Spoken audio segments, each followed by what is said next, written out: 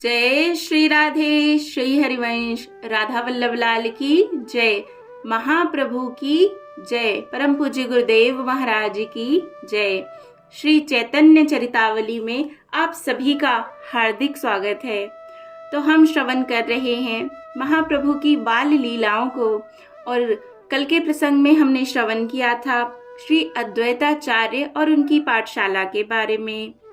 और आज हम श्रवण करेंगे विश्व रूप का वैराग्य। विश्व रूप चैतन्य महाप्रभु के बड़े भाई हैं, तो आज हम इनके बारे में श्रवण करेंगे। लेकिन इसे शुरू करने से पहले चलिए एक बार प्राणों से प्यारे हरि नाम को गा लेते हैं। मेरे साथ साथ आप भी गाइए। हरे कृष्ण कृष्णा कृष्ण हरे हरे, हरे राम राम राम हरे हरे। हरे कृष्णा।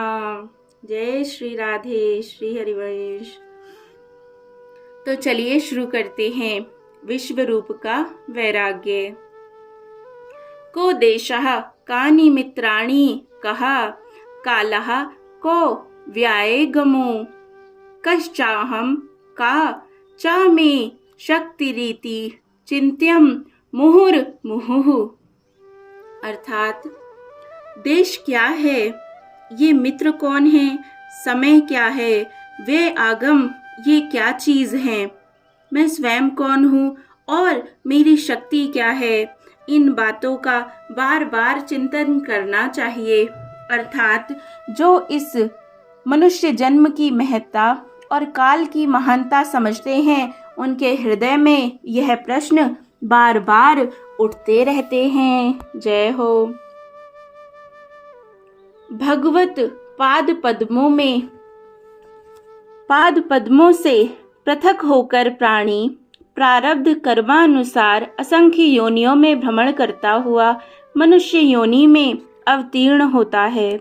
यही एक योनि ऐसी है जिसमें वह अपने स्वरूप को पुनः प्राप्त कर सकता है। मनुष्य योनि ही कर्म योनि है, शेष सभी भोग योनियां हैं। मनुष्य ही कर्म के द्वारा निष्कर्म और पुनरावृत्ति से रहित बन सकता है। पुनरावृत्ति कर्म वासनाओं के द्वारा होती हैं। जीव अपनी वासनाओं के द्वारा फिर जन्म ग्रहण करता है और मरण के दुखों को भोगता है। यदि कर्म वासना क्षय हो जाए तो परावर भगवान का दर्शन हो जाता है। भगवत दर्शन के 3 मुख्य धर्म हैं। हृदय में जो अज्ञान की ग्रंथि पड़ी हुई है, जिसके द्वारा असत पदार्थों को सत समझे बैठे हैं, वह ग्रंथि खुल जाती है। अज्ञान संशय के द्वारा उत्पन्न होता है और संशय ही विनाश का मुख्य हेतु है। परावर के साक्षात हो जाने पर सर्व संशय आप से आप मिट जाते हैं। संस्कृति का मुख्य हेतु है कर्म बंधन। कर्म ही प्राणियों को नाना योनियों में सुख दुख भुगवाते रहते हैं। जिसे भगवत साक्षात्कार हो गया है, उसके सभी कर्म क्षय हो जाते हैं। बस फिर क्या है, वह संसार चक्र से मुक्त होकर अपने सत स्वरूप को प्राप्त कर लेता है। इसी बात को इस श्लोक में कहा गया है। भिद्यते हृदय ग्रंथि छिन्नते सर्व संशया क्षीयन्ते चास्य कर्माणि तस्मिन् दृष्टे परावरे। यही तो जीव का परम पुरुषार्थ है। त्याग धर्म सृष्टि के आदि में सबसे प्रथम उत्पन्न हुआ। सभी प्राणियों का मुख्य और प्रधान उद्देश्य है त्याग। इन सांसारी विषयों का जब ही त्याग कर सके तभी त्याग कर देना चाहिए। इसीलिए सृष्टि के आदि में सनक, सनंदन, सनत कुमार और सनातन, ये 4 त्यागी सन्यासी ही उत्पन्न हुए। भगवान के वामन, कपिल, दत्तात्रेय, ऋषभदेव आदि बहुत से अवतारों ने त्याग का ही उपदेश दिया है। त्याग ही साधन है, इसीलिए मनुष्य को ही साधक कहा जाता है। बहुत से लोग कहते हैं गृहस्थ धर्म यदि निष्काम भाव से किया जाए तो सर्वश्रेष्ठ है, किंतु ये रोचक और श्रुति मधुर शब्द है जो पूर्व जन्म की संचित वासनाओं के अनुसार सर्व त्याग करने में समर्थ नहीं हो सकते, उनके आश्वासन के निमित्त ये शब्द हैं। जैसे मांस खाने की जो अपनी वासना का संवरण नहीं कर सकता, उसके लिए कहते हैं यदि मांस खाना ही है तो यज्ञ करके जो शेष बचे उसे प्रसाद समझकर खाओ, ऐसा करने से हिंसा ना होगी। इन शब्दों में से ही स्पष्ट प्रतीत होता है कि असल में अहिंसा तो वही है जिसमें किसी भी प्राणी को कष्ट ना पहुंचाया जाए, किंतु तुम उसका पालन नहीं कर सकते तो अपनी वासनाओं को सर्वोत्मुखी स्वतंत्र मत छोड़ो, उसे संयम में लाओ। काम वासना को संयम में लाने के लिए ही गृहस्थी होने की आज्ञा दी गई है, उसी को धर्म कहते हैं। धर्महीन वासनाएं तो बंधन का हेतु हैं ही, किंतु केवल धर्म भी बंधन का हेतु है। यदि तुम अपनी वासनाओं को संयम में रखकर धर्म पूर्वक जीवन व्यतीत करते रहोगे तो स्वर्ग का सुख भोगते रहोगे, जन्म मरण के चक्कर से नहीं छूट सकते। हाँ, यदि मोक्ष की प्राप्ति के उद्देश्य से जो धर्माचरण करोगे तो धीरे धीरे इन कर्म बंधनों से मुक्त हो जाओगे। पूर्व जन्म की वासनाओं के अनुसार प्राणी स्वयं इन बंधनों में फंसता है। कर्मद प्रजापति ने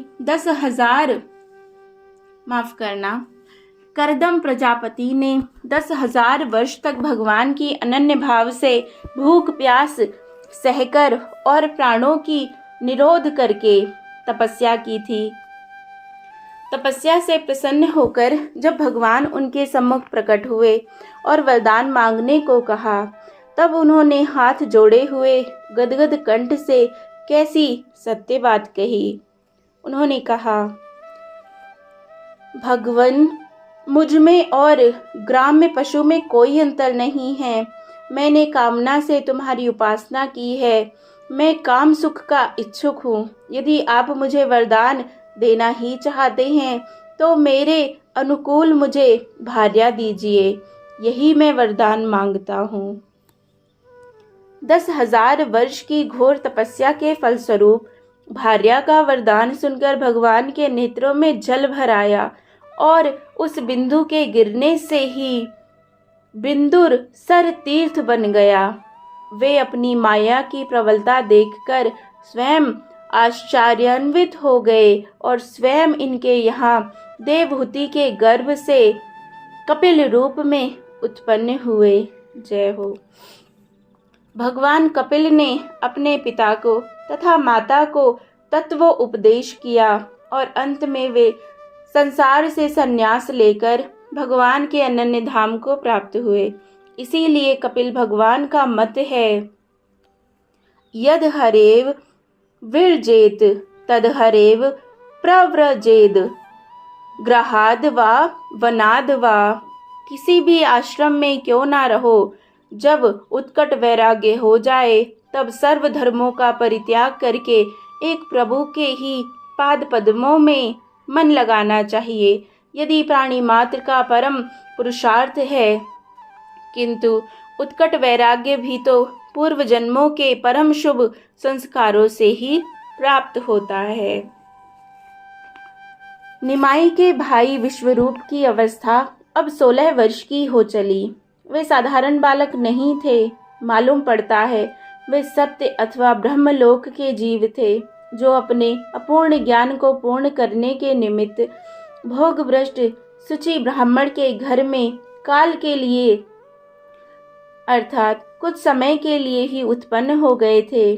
और लोग इस बात को क्या समझें, माता पिता के लिए तो वे साधारण पुत्र ही थे। माता पिता का जो कर्तव्य है उसका वे पालन करने लगे। विश्वरूप अपने ममेरे भाई लोकनाथ को छोड़कर और किसी से विशेष बात नहीं करते थे। लोकनाथ को वे प्राणों से भी अधिक प्यार करते थे।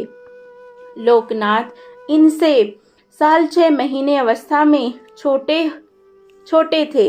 वे भी इनमें गुरु की भांति भक्ति करते थे। दोनों के विचार भी एक से थे। एकांत में घंटों परमार्थ विषयक बातें होती रहती। मिश्र जी ने देखा पुत्र की अवस्था 16 वर्ष की हो चुकी है। इसके लिए विवाह का कहीं से प्रबंध करना चाहिए। अपने विचार उन्होंने शची के सम्मुख प्रकट किए।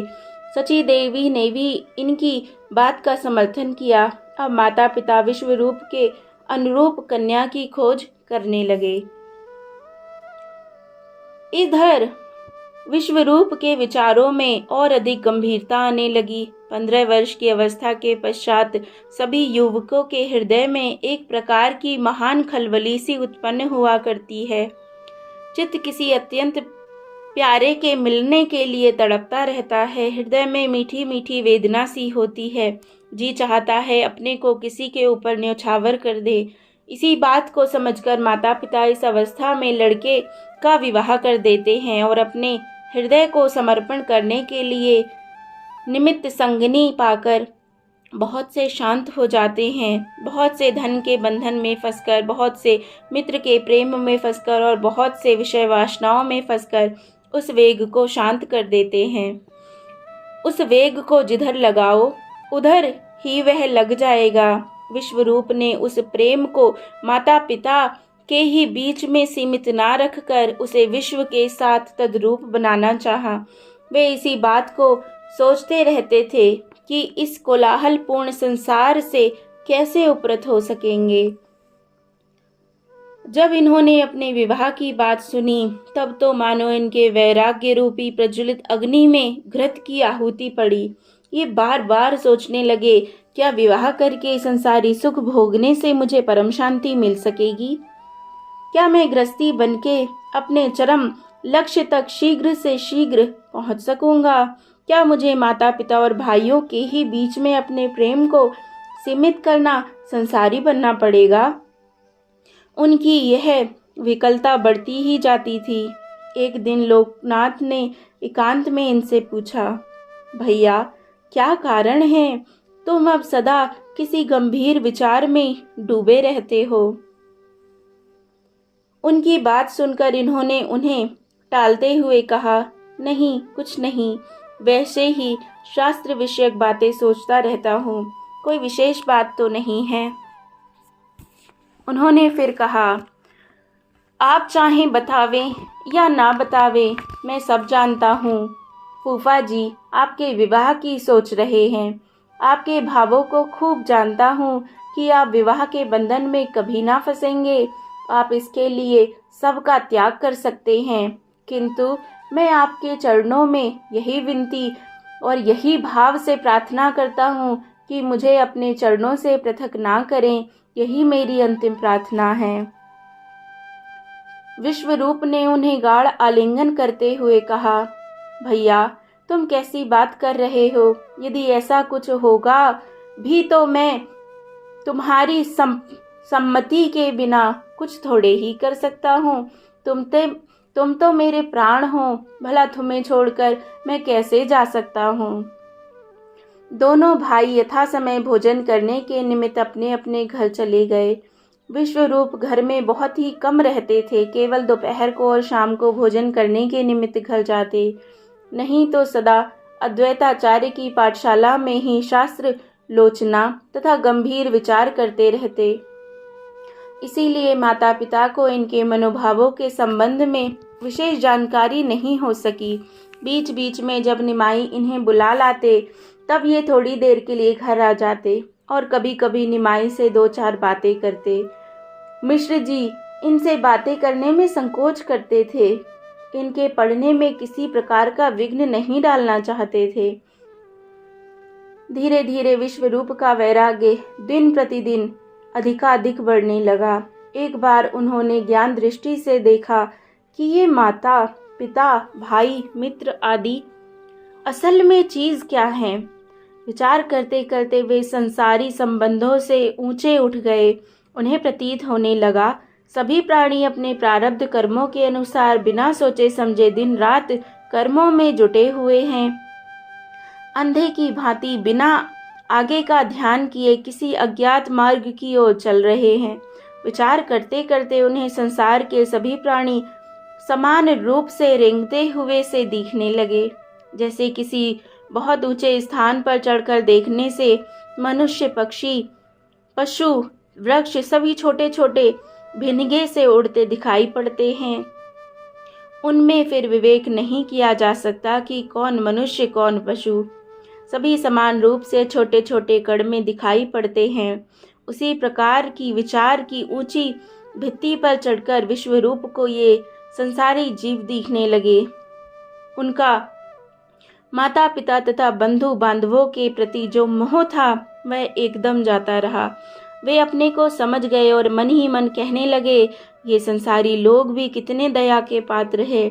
रोज ना जाने क्या क्या विचार करते रहते हैं, बड़े बड़े विधान बनाते रहते हैं, किंतु सभी किसी अज्ञात शक्ति की प्रेरणा से घूम रहे हैं। लोग कहते हैं अजी अभी संसार का सुख भोग लो, आगे चलकर भगवत भजन कर लेंगे। वे अज्ञ ये नहीं समझते कि यह शरीर क्षणभंगुर है, इसका दूसरे क्षण का भी पता नहीं। इन विचारों के आते ही उन्होंने अपना कर्तव्य निश्चित कर लिया। भर्तहरि जी के इस श्लोक को वे बार बार पढ़ने लगे। यावात स्वस्थमिदं कलेवर ग्रहम यावच्च दूरे जरा, यावच्चे इंद्रिये शक्तिर प्रतिहता, यावत् शयो नायुषः।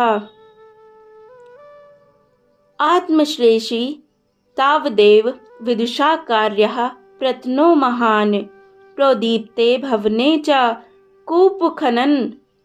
कूपखननं प्रद्युम्न कीदृशः।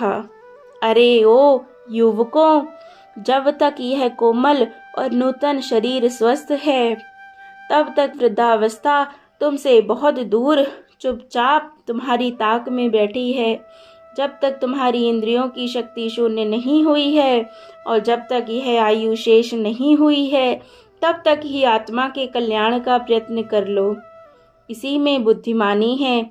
नहीं तो घर में आग लगने पर जो कुआं खोदने की बात सोचकर चुपचाप बैठा है, उसके घर में आग लगने पर वह जल ही जाएगा।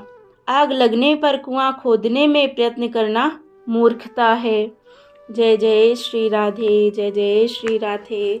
अर्थात अभी समय है तो ही भजन कर लो, और एक बार बुढ़ापा आ गया तो ना भजन होगा और जीवन तो व्यर्थ होगा ही होगा।